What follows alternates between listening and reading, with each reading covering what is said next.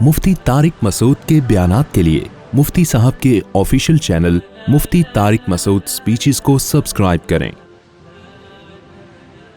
یہ میں اتنی لمبی چوڑی تفصیل آپ کے سامنے کیوں بیان کر رہا ہوں؟ آکسیجن کے بارے میں رپورٹ پیش کرنے کے لیے نہیں، کھانے خربوزے تربوز کے فضائل بیان کرنے کے لیے نہیں۔ ایک دعویٰ میں نے کیا تھا کہ جو چیز ہمارے لیے بہت ضروری ہوتی ہے اللہ نے اس کے حصول کو ہمارے لیے بہت آسان کر دیا۔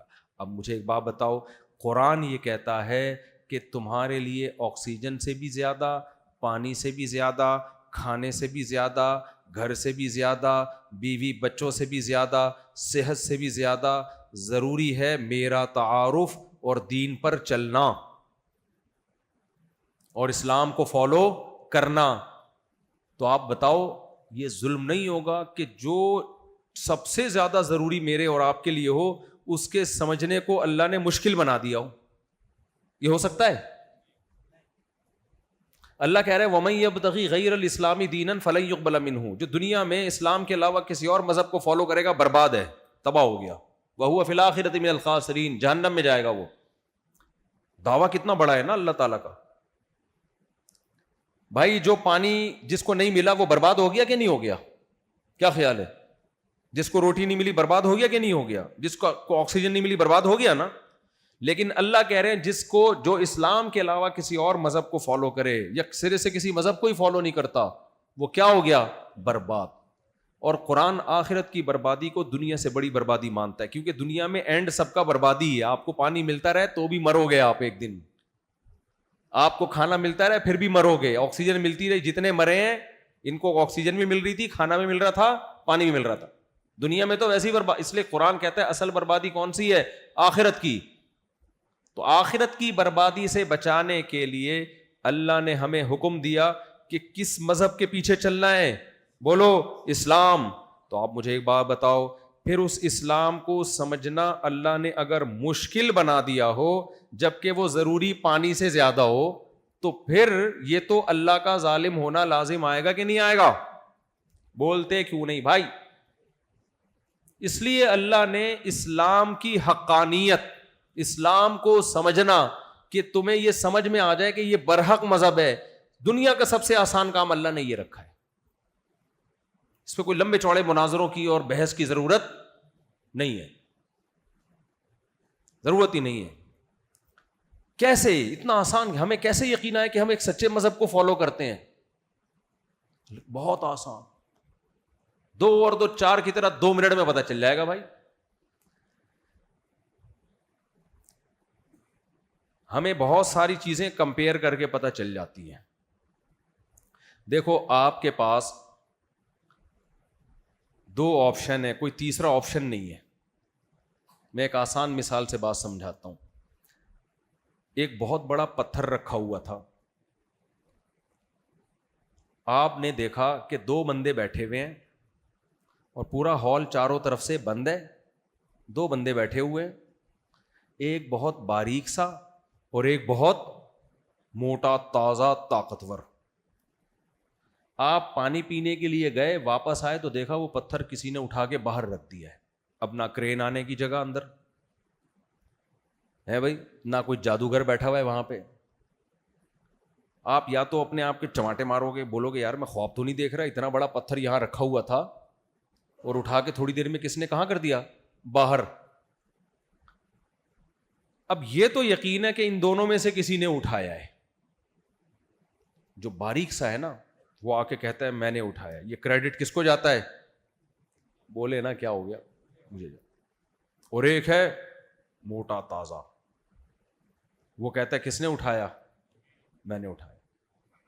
اب کوئی کہے کہ یہ فیصلہ کرنا کہ ان دونوں میں سے یہ پتھر کس نے اٹھایا، اٹ از ٹو ڈیفیکلٹ، یہ بہت مشکل کام ہے، اس کے لیے بڑے بڑے ماہرین بلائے جائیں گے، ڈیبیٹ ہوگی، ٹاک شاک ہوگی، بڑے بڑے فلاسفر بیٹھیں گے، انویسٹیگیشن کی جو ٹیمیں ہوتی ہیں وہ آئیں گی، امریکہ اور جاپان سے ٹیمیں آ کے فیصلہ کریں گی کہ یہ پتھر اس نے اٹھایا یا اس نے اٹھایا۔ بڑی راکٹ سائنس چلے گی، یہ ناسا والوں سے رابطہ کرنا پڑے گا، یہ کلے آدمی کا کام بولو نہیں ہے، یہ میٹرک پاس کا کام نہیں ہے۔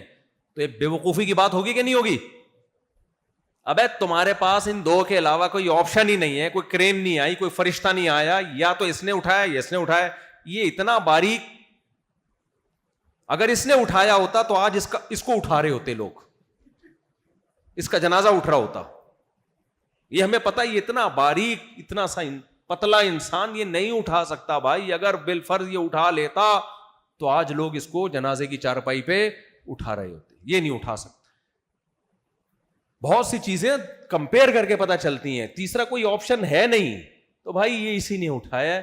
سلوٹ سر, آپ کی طاقت کو سلام. ہم تو سمجھ رہے تھے کہ آپ نے خالی ڈولے شولے ویسے ہی بنائے ہوئے ہیں, آج ہمیں اندازہ ہوا آپ تو بہت پاورفل ہو. پھر اب کوئی اشکال کرے, نہیں بھائی اتنی طاقت بھی نہیں ہے, اتنا بڑا پتھر اٹھا لے. ہم کہیں بھائی ہر اشکال کا ہم جواب سوچتے رہیں گے بعد میں بیٹھ کے, لیکن ہمارے پاس کوئی آپشن اس کے علاوہ بولو ہے نہیں. اب جتنے بھی اعتراض ہوتے ہیں اس پہ ہم ڈیبیٹ کریں گے, بحث کریں گے, اس نے کیسے اٹھا لیا, لیکن اس کے مانے بغیر چارہ نہیں ہے کہ اس کے علاوہ کوئی اٹھا نہیں. بندے ہی دو تھے نا, اور کرین کا کوئی راستہ نہیں تھا, کوئی فرشتے کا گھسنے کا, فرشتے تو ہر جگہ چلے جاتے ہیں, تو بھائی اسی نے اٹھایا ہے. تو میرے بھائی ہمارے پاس نا 3 آپشن ہیں. ہم زندگی کن اصولوں پہ گزاریں, اس میں ہمارے پاس کتنے آپشن ہیں بولو؟ 3. یا تو ہم خدا کا انکار کر دیں, ایتھیسٹ بن جائیں, اور تمام مذاہب کو ہم سائڈ پہ لگا دیں, کوئی گاڈ نہیں ہے, معاذ اللہ کچھ بھی نہیں ہے.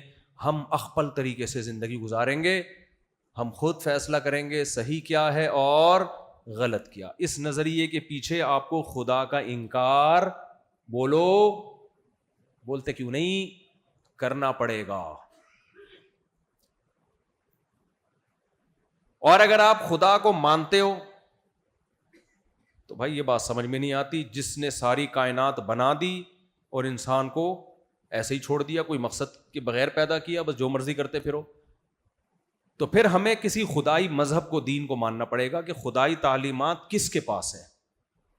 اس میں بہت سارے لوگ آ کے دعویٰ کریں. ہندو کہہ رہا ہے میرے پاس ہیں, میں ہوں جو بھگوان کی تعلیمات بتاتا ہوں. عیسائی کہے گا کس کے پاس ہیں بولو؟ میرے پاس.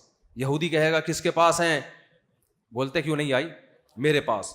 سکھ کہے گا کس کے پاس ہیں, میرے پاس. اسلام کہے گا کس کے پاس ہیں, میرے پاس. تو پہلا جو کہتا ہے کسی کے پاس بھی نہیں ہے, اللہ ہے ہی نہیں, خدا ہے ہی نہیں, اتنا آسان ہے, اتنی آسان بات ہے بھائی, یہ تو عقل میں آتی نہیں ہے بات. اس کائنات میں چینجر کے بغیر چینجنگ ممکن نہیں ہے. کریٹر کے بغیر کریشن کا عمل کیسے ہو گیا؟ یہ ملحد لوگ عجیب بات کرتے ہیں, کہتے ہیں جب تک کسی چیز کا کوئی سبب نہ ہو وہ ہوتی نہیں ہے. بات بالکل ٹھیک ہے, لیکن پھر ایک اتنا بڑا جھوٹ بولتے ہیں کہ کائنات خود بن گئی بغیر کسی سبب کے. یہ تو ایسے ہے بارش سے بھاگے پر نالے کے نیچے آ کے کھڑے ہو گئے. ایک آدمی بارش سے بھاگا بھیگنے سے بچنے کے لیے, کھڑا کہاں کے ہوا؟ پر نالے کا, برساتی نالا. اس نے کسی نے پوچھا یہاں کیوں کھڑا ہوا؟ کہہ رہا بارش بہت تیز ہو رہی ہے. تو ملحد لوگ جو ہے نا, ایتھیسٹ لوگ, وہ کہتے ہیں یار خدا اگر ہوتا تو ہر چیز اسباب سے کیوں جڑی ہوئی ہے, بغیر کسی لاجک کے کام ہو رہے ہوتے ہیں نا. بھائی میں نے پانی یوں اٹھاؤں گا, یوں لے کے جاؤں گا, یوں منہ میں ڈالوں گا, گریوٹی سے پانی نیچے اترے گا. خدا کو تو ہم جب مانیں گے گلاس خود ہی اڑے, ڈھین ڈھین جائے اور سب کچھ ہو جائے, تو ہم کہیں کوئی طاقت ہے جو کچھ کرنے میں کچھ کسی سبب کی محتاج نہیں ہے. ہم تو یہاں دیکھتے ہیں گاڑی کے ایکسیلریٹر پہ پاؤں رکھو تو گاڑی چلتی ہے, بریک پہ پاؤں لگاؤ تو گاڑی رکتی ہے. ہم خدا کو جب مانیں گے جب ایکسیلریٹر پہ پاؤں رکھو تو رکے, بریک پہ پاؤں لگاؤ تو چلے. پھر ہم مانیں گے کوئی خدا ہے جو اسباب کو فیل کر رہا ہے. اب اس نظریے کی بیس پہ انہوں نے کیا کیا, انہوں نے کہا اس کا سے پتہ چلتا ہے کوئی خدا نہیں ہے. واڑے واہ, آپ نے بولا کہ گاڑی میں چینجر کے بغیر چینجنگ نہیں ہو سکتی, یقیناً نہیں ہو سکتی, لیکن اس سے بڑا جھوٹ آپ نے بول دیا کہ کریٹر کے بغیر کریشن کے عمل سے گاڑی خود گزر سکتی ہے. گزر سکتی ہے, اس گاڑی کو بھی تو کسی نے بنایا ہے, پھر اس بنانے والے کو بھی تو کسی نے بنایا ہے. ایک اینڈ تو آئے گی نا, کوئی ایسی ذات آئے گی جو پہلی دفعہ کچھ کرنے میں کسی سبب کی محتاج نہیں ہے. انہوں نے کہا بگ بینگ تھیوری, دھماکہ ہوا, یہ ہوا, سیارے بنے, ڈھین ڈھین سب کچھ بن گیا, غفار بھائی بن گئے, ستار بھائی بن گئے, کروڑوں کھربوں سال میں, بہت زبردست, ہم مانتے ہیں ایسا ہوا ہوگا. پہلی دفعہ جو دھماکہ ہوا ہے وہ میٹیریل کہاں سے آیا, وہ انرجی کہاں سے آئی, مادہ تھا یا انرجی تھی, وہ کہاں سے آ گئی اتنی زیادہ, اس کو کہتے ہیں وہ خود بخود ہو گیا. تو یہ اللاجیکل ہے خود بخود ہو جانا, یہ لاجیکل ہے یا اللاجیکل ہے؟ اللاجیکل. ایک طرف آپ لاجک کی بات کرتے ہو, چینجر کے بغیر چینجنگ نہیں ہو سکتی, دوسری طرف آپ اس سے بڑا جھوٹ بولتے ہو کہ پہلی دفعہ خود بخود ہو گیا تھا. تو ہم کہتے ہیں واقعی ہر کام لاجک سے ہوتا ہے, لیکن یہ لاجک بنائی کس نے؟ اللہ نے, اور وہ کچھ کرنے میں لاجک کا محتاج نہیں ہے. پہلی دفعہ اس نے کلمہ کن کی طاقت سے بنایا ہے. سمجھتے ہو کہ نہیں سمجھتے؟ تو خدا کے وجود کا انکار دنیا کی سب سے بڑی حماقت اور بے وقوفی. اس لیے اللہ کو سمجھنا سب سے آسان ہے بھائی, نہیں ہو سکتا خود بخود. خود بخود اللہ ہمیشہ سے ہے, کیونکہ وہ مادہ تھوڑی ہے, وہ مخلوق تھوڑی ہے کہ ہم اس کی بات کریں اس کو کس نے بنایا. وہ تو خدا ہے بھائی. فزکس کے لا خدا پہ تھوڑی اپلائی ہوتے ہیں, اس مادے پہ اپلائی ہوتے ہیں. یہ گلاس خود بخود اٹھ کے میرے منہ پہ نہیں آ سکتا. یہ فزکس کے بارے میں, خدا کے بارے میں نہیں ہے. خدا کے بارے میں تو سائنس کیا ہے؟ خاموش, وہ ہماری عقل سے بالاتر ہے. تو اب ہم دوسرے مذاہب کی طرف آتے ہیں. ہندو کو دیکھ لو, عیسائی کو دیکھ لو, یہودی کو دیکھ لو, اسلام کو دیکھ لو, کسی کے پاس تعلیمات ہی نہیں ہے اسلام کے سوا. میرے بھائی تعلیمات مارکیٹ سے کیا ہیں؟ عبادات. دیکھو ہمیں رہنمائی جو چاہیے نا زندگی گزارنے کے لیے, انسان کو گائیڈنس چاہیے کہ زندگی کن اصولوں پہ گزارنی ہے. تو زندگی میں مختلف شعبے ہیں جن میں ہمیں گائیڈنس بولو چاہیے. ان شعبوں کو میں دو حصوں میں ڈیوائڈ کرتا ہوں. خالق سے ہمارا ریلیشن کیسے ہوگا, خدا کے کیا حقوق ہیں جس سے ہمارا اس سے ریلیشن مضبوط, مخلوق کے کیا حقوق ہیں, پھر مخلوق کے حقوق میں بہت سارے معاملات ہیں, خرید و فروخت کے معاملات, نکاح طلاق کے معاملات, وراثت کے معاملات اور اخلاق کے معاملات, محرم نامحرم کے 20 قسم کے قوانین ہیں. غیر مسلموں کے پاس مذہب کے حوالے سے اس میں کوئی گائیڈنس نہیں. تو اللہ کا دین ایسا ہو سکتا ہے جو ہدایت ہی نہ دے رہا ہو. آپ آئے, آپ نے کہا کہ میں تمہیں بتاتا ہوں کہ زندگی کیسی گزاری جائے. ستار بھائی کہتے نہیں میں تمہیں بتاؤں گا زندگی کیسے گزارنی ہے, کیا اصول ضابطے کیا ہیں. وسیم بھائی نے کہا ابے چھوڑا ان سب کو, میں تمہیں بتاؤں گا کہ زندگی گزارنے کے اصول کیا ہیں. ہم نے پہلے ستار بھائی سے پوچھا آپ کے علاوہ کی بات کر رہا ہوں ستار بھائی, تو ستار بھائی کی جیب سے کچھ نکلا ہی نہیں. ہم کہتے ہیں بتاؤ بھائی خدا سے ریلیشن کے لیے کیا کرنا ہے, مخلوق سے ریلیشن کے لیے کیا کرنا ہے, تجارت کیسے کرنی ہے, نکاح طلاق کے کیا کام ہے. ان کی جیب سے جو پرچی نکلی اس میں صرف ہفتے کو اتوار میں کچھ چرچ جانے کا لکھا ہوا تھا اور کرسمس کے موقع پہ عید منانے کا لکھا ہوا تھا, باقی کچھ اس میں لکھا ہوا بولو تھا ہی نہیں. ہم نے کہا یہ کیا, یہ تو میں ویسے ہی کر لیتا. ہندو کے پاس سے جو پرچی نکلی اس پرچی میں جو ہمیں پوری زندگی گزارنے کے اصول اور آداب جو لکھے ہوئے تھے, خدا کی عبادت سے ہم شروع کرتے ہیں. مخلوق کے حکام میں بھی وہی جو جنرل نالج کے جو سبھی مانتے ہیں, اس کے لیے مذہب کی ضرورت ہی نہیں ہے. سچ بولو جھوٹ نہیں بولو, یہ 2-4 باتیں. خدائی حکام کیا ہے؟ خدائی حکام یہ ہے کہ فلاں مندر میں جانا ہے آپ نے, اور ایک بت ابھی نیا مارکیٹ, استغفر اللہ, کوئی بھگوان ہے جو اتنا مہنگا ہے وہ ابھی آیا ہے, اس کے بارے میں رپورٹ یہ ہے کہ اس کی عبادت کی جائے تو اولاد مل جاتی ہے. آدمی کہے گا یار یہ کیسا خدا ہے جو مجھے میرے ہاتھ سے بنائی ہوئی چیزوں کے سامنے جھکنے کا بولو حکم دے رہا ہے. یعنی ایسے ہو گیا جیسے ابا بادشاہ ہوں اور آپ شہزادے ہو, اور ابا آپ کو چپڑاسی لگا رہے ہوں کسی بیچارے بھنگی کے گھر پہ. آپ بولو گے ابا کیسا ہے یار, میں شہزادہ ہوں, ابا مجھے اگر ابا نے کوئی چوکیدار بنانا تھا تو کسی دوسرے ملک کے بادشاہ کے کا چوکیدار بنا دیتا. بنایا بھی چوکیدار اور بنا کس کا رہا ہے؟ کسی جمعدار کا. انسان تو سب سے افضل مخلوق ہے بھائی. خدا کہہ رہا ہے کہ جا کے یہ جو پتھر سے تم نے بنایا ہے, یہ یہاں جڑا ہوا ہے, اس کے سامنے جا کے جھکو, سجدہ کرو. خدا یہ کہہ سکتا ہے؟ کامن سینس کی بات ہے. یہ تو ہماری توہین ہے بھائی. الہم ارجل یمشون بہا, قرآن کہہ رہا ہے یہ جو بھگوان ہیں تمہارے جو پتھر کے بنے ہوئے, کیا ان کے پاؤں ہیں جن سے چل سکتے ہیں؟ ام لہم اعین یبصرون بہا, ان کی آنکھوں سے نظر آتا ہے ان کو؟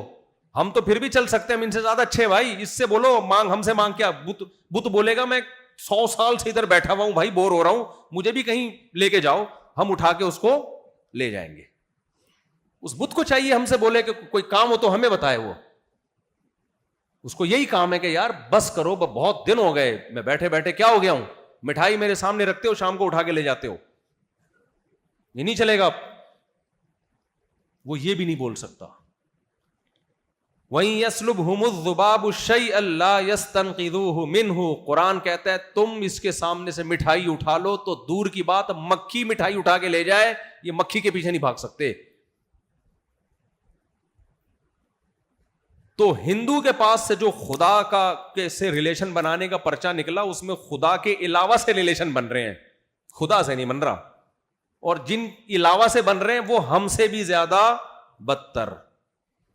نہ ان کی آنکھیں جن سے وہ دیکھ سکتے ہیں, نہ ان کے پاؤں جن سے وہ چل سکتے ہیں, نہ ان کے ہاتھ جن سے وہ پکڑ سکتے ہیں. قُلِ ادْعُوا شُرَكَاءَكُمْ ثُمَّ كِيدُونِي فَلَا تُنظِرُونِ. یہ آیت پڑھنے میں مجھے بہت مزہ آتا ہے. کیوں آتا ہے وہ ابھی میں آپ بھی بتا رہا ہوں آپ کو.